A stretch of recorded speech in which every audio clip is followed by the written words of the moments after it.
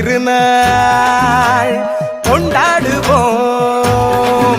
அட உழவர் பெருநாள் கொண்டாடுவோம். உயர்ந்த தமிழால் பண்பாடுவோம்.